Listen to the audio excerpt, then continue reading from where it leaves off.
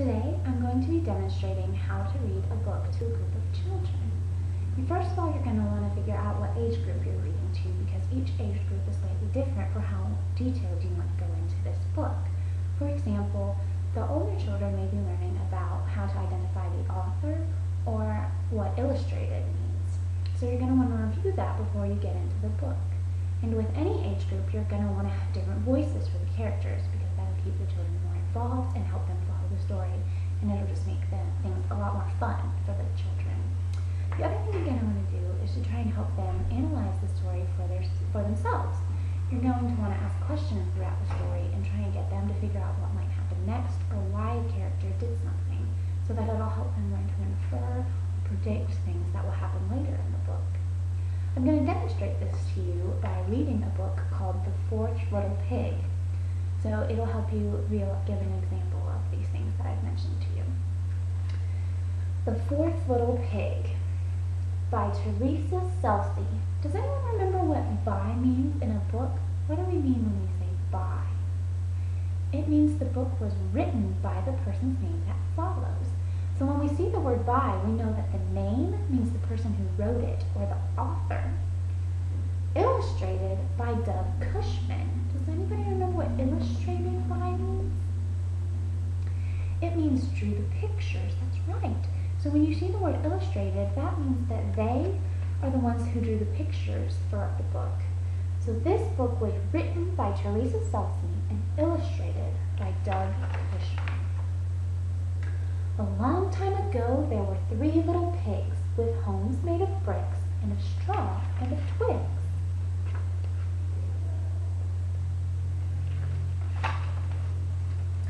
A big bad wolf tried to catch them one day, by huffing and puffing 2 houses away. Pig 1 and Pig 2 then needed to flee, so they ran off to stay at the house of Pig 3. They bolted the windows and locked the front door.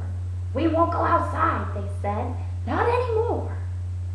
They stayed in that house at the top of a hill, and those 3 silly pigs would be hiding there still. If their sister, the bold and the daring Pig 4, hadn't stopped by to visit and knocked on their door. "Go away, wolf," she heard. "Get away from our door." "I'm no wolf," she replied. "I'm your sister, Pig 4. The door opened a crack, and it opened up wide. "Get in," said the boys. "There are wolves outside." "Oh, pooh," said Pig 4. "There are no wolves in sight."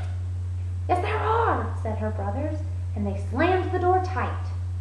"Keep still," said the brothers. "Now everyone hide." "Why hide?" said their sister. "You should all go outside." Why do you think the brothers are hiding? Why do you think they're acting this way?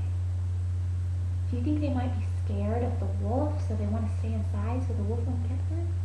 Yeah, I think they're scared or frightened. Let's find out what happens. "You can't spend your whole life just sitting and shaking. There are places to see and things to be making.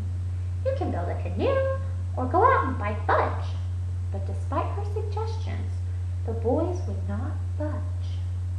"Keep that door shut," the 3 brothers cried. "We're safe in here, sister. We won't go outside."